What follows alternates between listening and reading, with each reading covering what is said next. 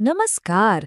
आज हम भारत के एक बहुत बड़े आर्थिक चैलेंज पर बात करने वाले हैं और उससे निपटने के लिए जो एक बहुत बड़ी योजना बनाई गई उसको समझने की कोशिश करेंगे। ये कहानी है एक बहुत बड़े सफाई अभियान की जिस पर बहुत कुछ दांव पर लगा है। जरा सोचिए, क्या होता है जब कोई लोन खराब हो जाता है, मतलब जब कोई अपना कर्ज नहीं चुका पाता। और तब क्या हो जब अरबों खरगों के लोन एक साथ खराब हो जाएं। यही वो सवाल था जो कुछ साल पहले तक भारतीय अर्थव्यवस्था के सामने एक पहाड़ बनकर खड़ा था। इसका असर कितना बड़ा था? आंकड़ा देखिए, 2 लाख करोड़ रुपए से भी ज्यादा। जी हाँ, ये वो शुरुआती रकम थी जिसके जहरीले एसेट्स मतलब डूबे हुए कर्ज को साफ करने का टारगेट भारत के नए बैड बैंक को दिया गया था। ये नंबर ही अपने आप में बताता है कि प्रॉब्लम कितनी बड़ी और कितनी गंभीर थी। तो चलिए थोड़ा और गहराई में चलते हैं। इस सॉल्यूशन को समझने से पहले ये जानना जरूरी है कि वो प्रॉब्लम क्या थी जिसने इसे जन्म दिया, यानी खराब कर्जों का वो पहाड़ जिसे हम एनपीए संकट के नाम से जानते हैं। तो ये एनपीए आखिर बला क्या है? देखिए, एनपीए का पूरा मतलब है नॉन परफॉर्मिंग एसेट। ये बैंक का दिया हुआ कोई भी ऐसा लोन या एडवांस होता है जिसकी किश्त यानी प्रिंसिपल या ब्याज 90 दिनों से ज्यादा वक्त तक नहीं चुकाई गई हो।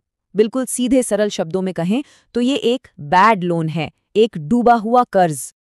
अब होता ये है कि ये खराब कर्ज बैंकों के ऊपर एक मरे हुए बोझ की तरह काम करते हैं।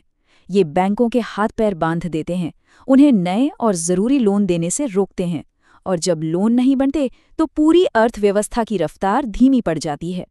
और यहीं पर इसी बड़ी समस्या के समाधान के तौर पर एंट्री होती है बैड बैंक की। ये एक बिल्कुल नए तरह का फाइनेंशियल इंस्टीट्यूशन है जिसे खास तौर पर सिर्फ इसी एक काम के लिए, इसी एक समस्या को हल करने के लिए डिजाइन किया गया है। इसे समझने का एक बहुत ही आसान तरीका है। आप इसे खराब लोन्स का एक अस्पताल समझिए। इसका काम है सबसे बीमार एसेट्स को, यानी सबसे ज्यादा डूबे हुए कर्जों को अपने पास ले लेना, ताकि जो मुख्य बैंक है वो फिर से हेल्दी हो सकें और अपना काम ठीक से कर पाएं।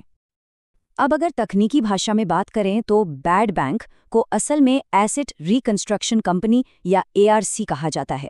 ये एक ऐसी स्पेशल कंपनी होती है जो बैंकों से उनके एनपीए या खराब एसेट्स को खरीद लेती है ताकि बैंक अपनी बैलेंस शीट को क्लीन कर सके। और भारत का जो ऑफिशियल बैड बैंक है उसका नाम है national asset reconstruction company limited, short में कहें तो NARCL। यही हमारे आज के विश्लेषण का मेन फोकस है। तो सबसे जरूरी सवाल ये उठता है कि ये NARCL आखिर काम कैसे करता है। इसका जो तरीका है वो एक बड़े ही खास फॉर्मूले पर आधारित है जिसे 1585 फॉर्मूला कहते हैं। चलिए समझते हैं कि है क्या। देखिए, पूरी प्रक्रिया मोटे तौर पर 4 स्टेप्स में होती है। सबसे पहले बैंक अपने बड़े बड़े एनपीएस की पहचान करते हैं और उन्हें ANARCL को बेचने के लिए तैयार हो जाते हैं। फिर दूसरे स्टेप में ANARCL उस खराब लोन को बैंक से खरीद लेता है। इसके बाद ANARCL उस लोन की तय कीमत का 15% हिस्सा तुरंत कैश में चुका देता है और जो बाकी का 85% हिस्सा बचा वो सरकार की गारंटी वाली सिक्योरिटी रिसीट्स के रूप में दिया जाता है। आप इन्हें एक तरह का बॉन्ड समझ सकते हैं जो भविष्य में उस लोन से रिकवरी होने पर बैंक को पेमेंट का वादा करता है। यहाँ एक और जरूरी बात जाननी चाहिए कि NARCL इस काम में अकेला नहीं है। इसके साथ एक और कंपनी है IDRCL, यानी India debt resolution company limited.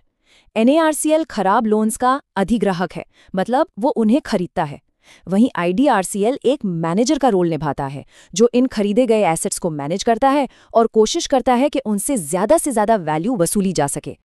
तो इस सब तामझाम का, इस पूरी कवायद का आखिर मकसद क्या है? इसका सीधा सा लक्ष्य है बैंकिंग सिस्टम की सफाई करना। चलिए देखते हैं कि इस पूरी पहल से क्या असर पड़ने की उम्मीद है। इसके फायदे तो कई सोचे गए हैं। सबसे पहला, ये बैंकों की बैलेंस शीट को साफ करता है जिससे उनकी फाइनेंशियल हेल्थ बेहतर होती है। दूसरा, इससे बैंकों का जो पैसा डूबे कर्ज में फंसा था वो फ्री हो जाता है जिसे वो नए लोन देने में इस्तेमाल कर सकते हैं। तीसरा, ये सारे खराब कर्जों को एक जगह ले आता है जिससे उनका निपटारा ज्यादा असरदार तरीके से हो सकता है। और इन सब का नतीजा क्या होगा?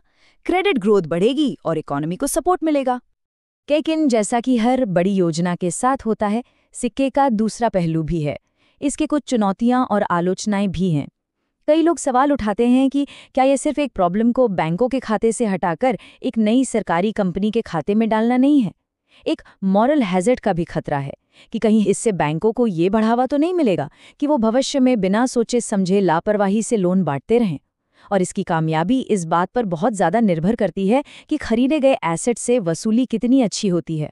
और शायद सबसे बड़ी चिंता सरकार की गारंटी का मतलब है कि अगर पैसा डूबा तो जोखिम आम टैक्स पेयर के पैसे पर है। तो आखिर में हम कहाँ पहुँचते हैं? क्या ये एक बहुत जोखिम भरा फाइनेंशियल एक्सपेरिमेंट है? चलिए इस पूरी चर्चा का सार निकालते हैं और देखते हैं कि फाइनल टेकअवे क्या है। बात सीधी सी है। NARCL यानी भारत का बैड बैंक हमारे फाइनेंशियल सेक्टर के इतिहास में अब तक के सबसे बड़े और सबसे साहसिक सफाई अभियानों में से एक है। इसका पैमाना और इसकी महत्वाकांक्षा दोनों ही जबरदस्त हैं। और ये हमें एक बहुत ही बुनियादी सवाल पर लाकर छोड़ देता है। क्या भारत का ये बैड बैंक बैंकिंग सिस्टम की बीमारी का कोई परमानेंट इलाज है, या फिर ये सिर्फ एक टेम्परेरी पेन किलर है, एक दर्द की गोली? इस सवाल का जवाब तो सिर्फ आने वाला वक्त ही देगा।